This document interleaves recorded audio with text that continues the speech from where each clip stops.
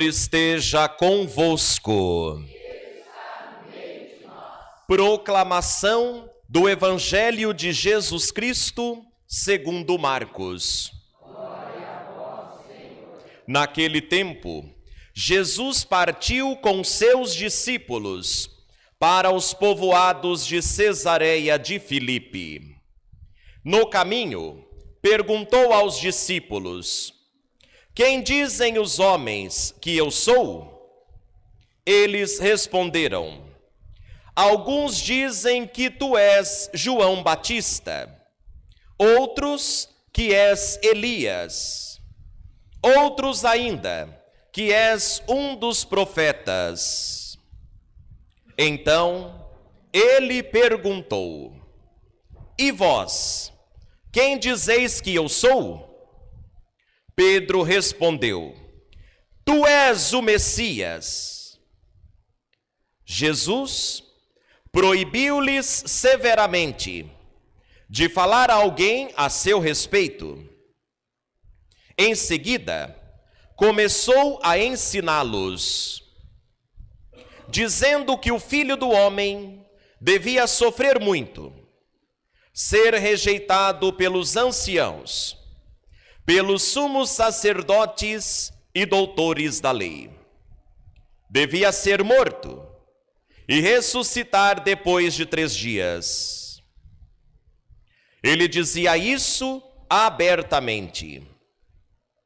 Então, Pedro tomou Jesus à parte e começou a repreendê-lo. Jesus voltou-se, olhou para os discípulos e repreendeu a Pedro, dizendo: vai para longe de mim, Satanás. Tu não pensas como Deus, e sim como os homens. Então, chamou a multidão com seus discípulos e disse: se alguém me quer seguir, renuncie a si mesmo, tome a sua cruz e me siga. Pois quem quiser salvar a sua vida, vai perdê-la. Mas quem perder a sua vida por causa de mim e do Evangelho, vai salvá-la. Palavra da salvação. Que a palavra de Deus, o Evangelho que nós acabamos de ouvir, perdoe nossos pecados. Em nome do Pai, e do Filho, e do Espírito Santo. Amém. Pode sentar um pouquinho. Andarei na presença de Deus, junto a Ele, na terra dos vivos.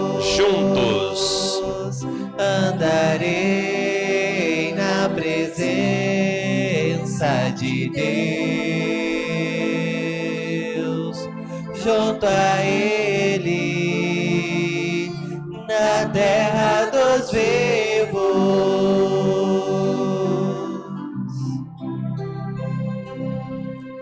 Amados irmãos e irmãs aqui presentes, começar de novo.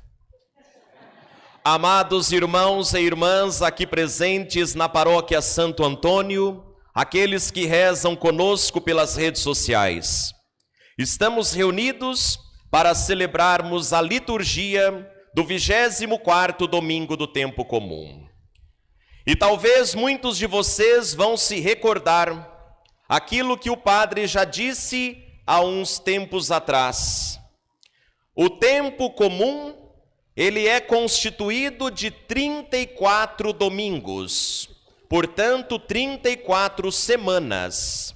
É uma belíssima caminhada que toda a igreja faz com Jesus, conhecendo a pessoa de Jesus e a proposta do reino. E desta caminhada, nós já estamos no 24º domingo, portanto, 24ª semana. Estamos agora aprofundando o nosso conhecimento sobre Jesus. E como nós estamos conhecendo Jesus? Através da palavra.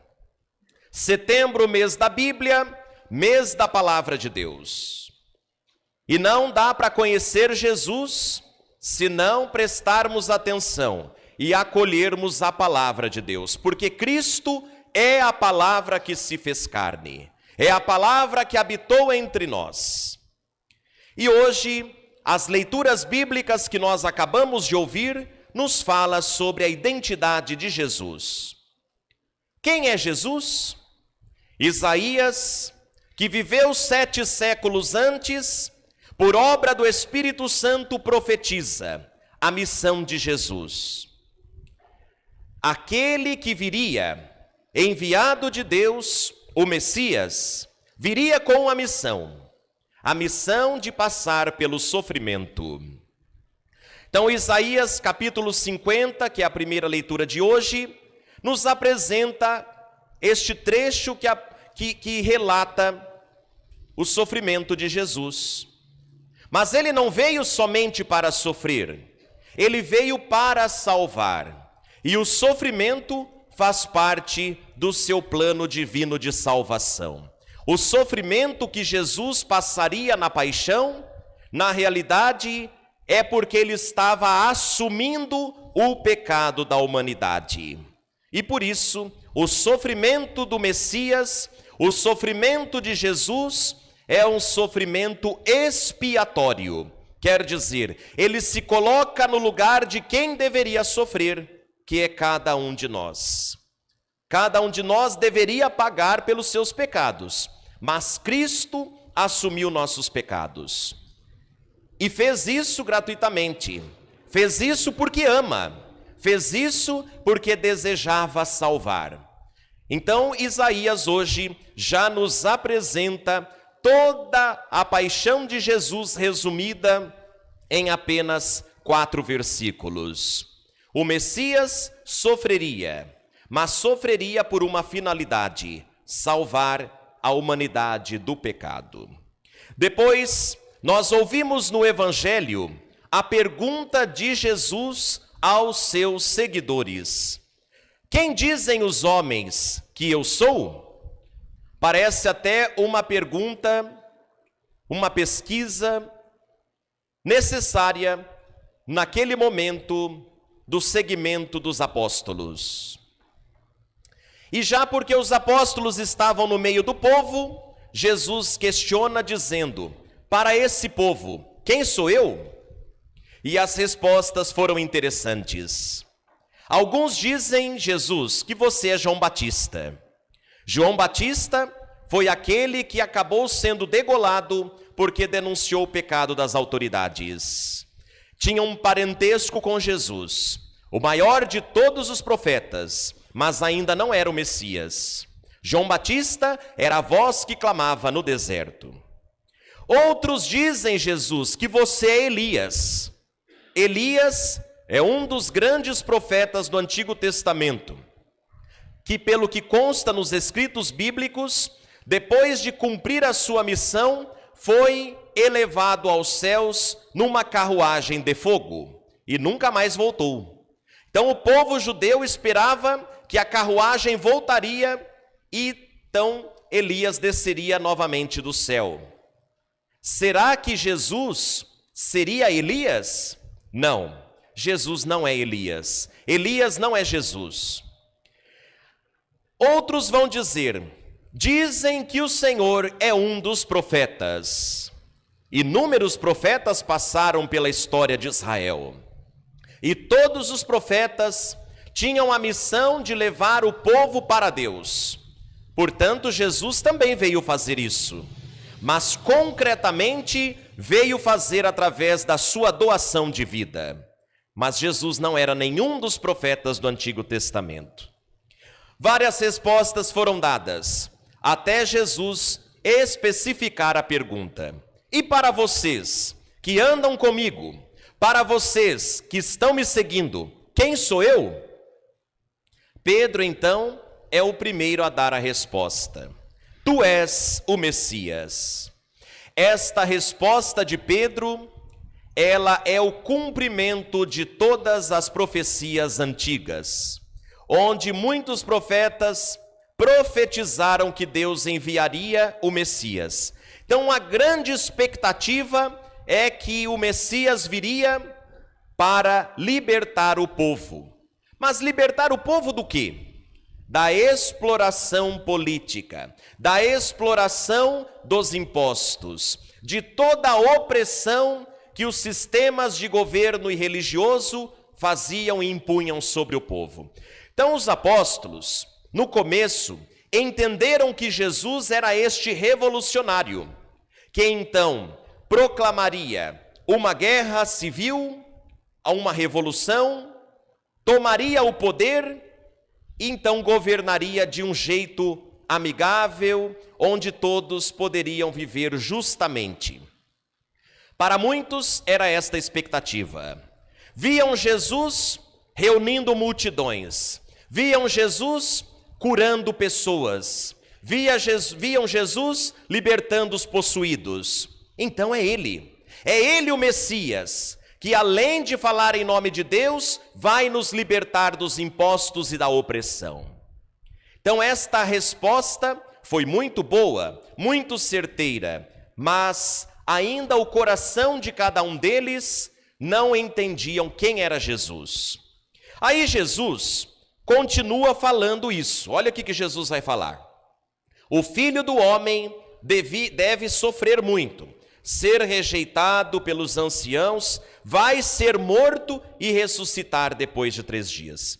Jesus então revela a sua identidade. A sua identidade é que ele é o Messias, mas que não teria o cumprimento da forma que eles esperavam.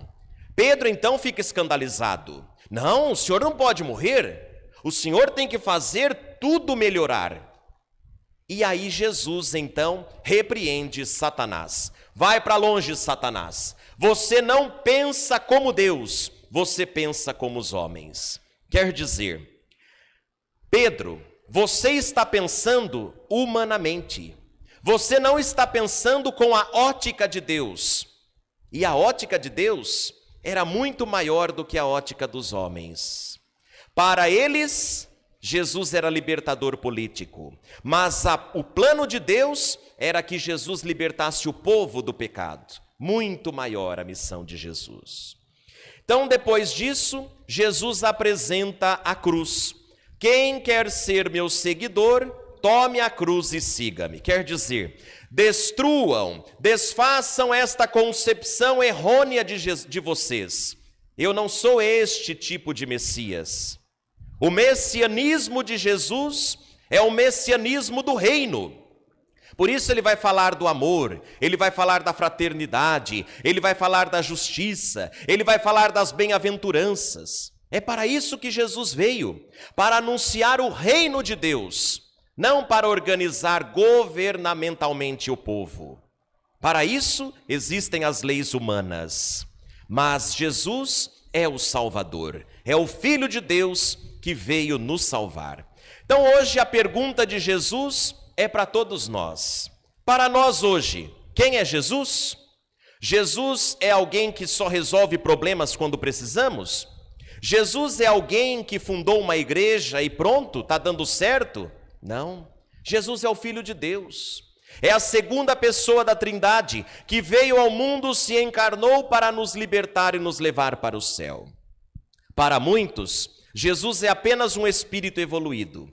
Para muitos, Jesus tem só uma filosofia.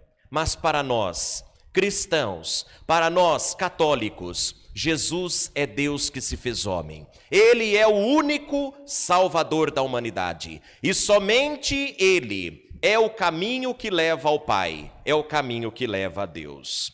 Então todos nós estamos seguindo a Jesus. Não estamos seguindo uma filosofia, não estamos seguindo um grupo religioso, não estamos esperando que Jesus seja aquele que resolva nossos problemas. É muito mais que isso, porque as coisas do mundo vão passar, mas Ele permanecerá para sempre, porque Ele é. Ele não foi, Ele é Deus. E São Tiago, na segunda leitura, fala do sentido de viver o seguimento a Cristo. Seguir a Cristo exige do nosso coração fé. Agora, a fé ela precisa ser uma fé que se abra ao amor. Por isso São Tiago diz: você tem fé? Então me mostre as tuas obras. A tua fé deve se tornar obras concretas, não apenas utopia, não apenas egoísmo, não apenas individualismo. A nossa fé deve nos abrir para o amor, como Jesus, doando a vida, fazendo com que o amor aconteça. E por isso São Tiago hoje também nos ajuda nesta reflexão. Para que nós alcancemos o céu, é necessário praticar a fé, os mandamentos e também o amor. Então vamos pedir hoje esta graça ao Senhor, que o nosso coração siga Cristo, que é caminho, verdade e vida. Que a nossa concepção de fé, de igreja, seja aquele caminho que nos leva ao Pai. Mas para isso é necessário uma fé concreta, uma fé que nos faça vivermos aquilo que de fato Jesus ensina. Que não seja apenas discursos, mas que seja também vida concretamente no caminho de Deus. Que o Espírito Santo nos ajude a vivermos a palavra que acabamos de ouvir. Por Cristo Senhor nosso. Amém. Convido a comunidade a se colocar em pé e juntos vamos professar a fé. Creio em Deus Pai Todo-Poderoso,